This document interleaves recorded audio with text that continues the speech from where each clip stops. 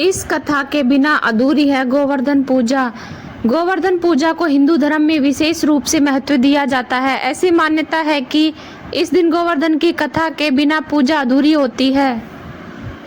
हमारे देश में दिवाली के उत्सव में एक सबसे खास पर्व होता है गोवर्धन का। इस दिन मुख्य रूप से गोबर से बने गोवर्धन पर्वत की पूजा की जाती है और घर की समृद्धि का आशीष मांगा जाता है। लेकिन इसका इतिहास श्री कृष्ण की कथा से संबंधित होता है। पूजा करना शुभ होता है। ऐसी मान्यता है कि गोवर्धन के दिन पूजा की पूर्ण विधि के साथ इसकी कथा पढ़नी भी अनिवार्य है। मान्यता यह भी है कि इस कथा के बिना पूजा पूर्ण फल नहीं मिलता। जाने गोवर्धन पूजा पूर्ण व्रत कथा के बारे में। इस कथा के बिना अधूरी है गोवर्धन की पूजा। गोवर्धन पूजा को हिंदू धर्म में विशेष रूप से महत्व दिया जाता है। ऐसी मान्यता है कि इस दिन गोवर्धन की कथा के बिना पूजा अधूरी है। ऐसी मान्यता है कि गोवर्धन से बना पर्व घर की सभी समस्याओं का निवारण करता है और सुख समृद्धि का प्रतीक होता है।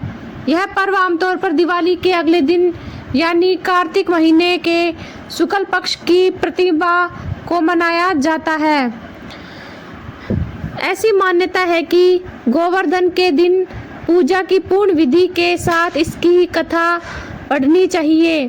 अनिवार्य मान्यता यह भी है कि इस कथा के बिना पूजा का पूर्ण फल नहीं मिलता है। गोवर्धन पूजा की कथा आइए जानते हैं। गोवर्धन पूजा की पौराणिक कथा के अनुसार द्वापर युग में एक बड़ा देवराज इंद्र को अपने ऊपर अभिमान हो रहा था। इंद्र का अभिमान चूर करने के लिए भगवान श्री कृष्ण ने एक अद्भुत लीला रची। श्री कृष्ण के देखा कि एक दिन सभी ब्रजवासी उत्तम पकवान बना रहे हैं और किसी पूजा की तैयारी में व्यस्त थे। इसे देखते हुए कृष्ण जी ने माता यशोदा से पूछा कि यह किस बात की तैयारी हो रही है। कृष्ण की बातें सुनकर यशोदा माता ने बताया कि इंद्रदेव की सभी ग्रामवासी पूजा करते हैं जिससे गांव में ठीक से वर्षा होती रहे और कभी भी फसल खराब न हो और अन्न धन बना रहे। उस समय लोग इंद्रदेव को प्रसन्न करने के लिए अन्नकूट चढ़ाते हैं। अन्नकूट का महत्व। यशोदा मैया ने कृष्ण जी को यह भी बताया कि इंद्रदेव की कृपा से अन्न की पैदावार होती है और उनसे गायों को चारा मिलता है। इस बात पर श्री कृष्ण ने कहा कि फिर इंद्रदेव की जगह गोवर्धन पर्वत की पूजा होनी चाहिए क्योंकि गायों को चारा वहीं से मिलता है। इंद्रदेव को सभी प्रसन्न नहीं होते और न ही दर्शन देते। इस बात पर ब्रज के लोगों इंद्रदेव की जगह गोवर्धन पर्वत की पूजा करने लगे। यह देखकर इंद्रदेव क्रोधित हो गए और उन्हें मूसलाधार वर्षा शुरू कर दी। इंद्रदेव ने इतनी वर्षा की कि ब्रजवासियों को फसल के साथ काफी नुकसान हो गया।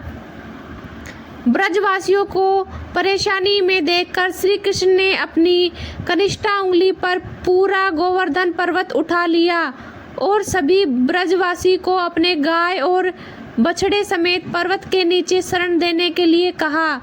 इस बात पर इंद्रदेव की यह लीला देखकर और क्रोधित हो गए और उन्हें वर्षा की गति को और ज्यादा तीव्र कर दिया।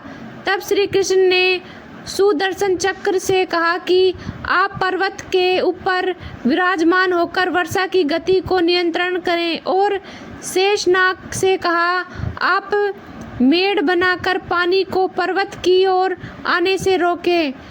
इंद्र लगातार 7 दिन तक वर्षा करते रहे। तब ब्रह्मा जी ने इंद्र से कहा कि श्री कृष्ण भगवान विष्णु के अवतार हैं और उन्हें कृष्ण जी की पूजा की सलाह दी। ब्रह्मा जी की बात सुनकर इंद्रदेव ने श्री कृष्ण से क्षमा मांगी और उनकी पूजा करके अन्नकूट का 56 तरह का भोग लगाया। तभी से गोवर्धन पर्वत पूजा की जाने लगी और श्री कृष्ण को प्रसाद में 56 भोग चढ़ाया जाने लगा। ऐसी मान्यता है कि श्री कृष्ण को गायों से अत्यंत प्रेम था और वो गायों तथा बछड़ों की सेवा किया करते थे। यह भी मान्यता है कि गाय का गोबर अत्यंत पवित्र होता है, इसीलिए इसी से गोवर्धन पर्वत बनाना और इसका पूजन करना फलदायी माना जाता है।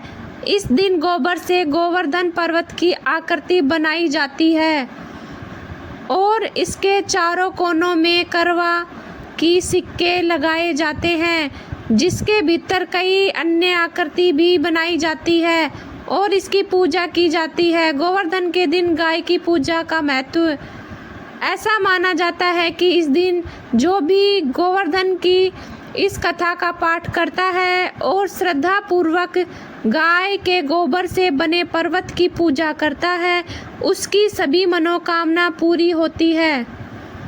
अगर आपको ये वीडियो अच्छा लगा तो वीडियो को लाइक करना, कमेंट बॉक्स में जय माँ लक्ष्मी ज़रूर लिखना। जय श्री कृष्णा। गोवर्धन की सभी को हार्दिक शुभकामनाएं। गोवर्धन के दिन आपकी सभी मनोकामनाएं पूरी हो, आपके सभी कष्ट समाप्त हों, मैं आशा करती हूँ। तो मिलते हैं नेक्स्ट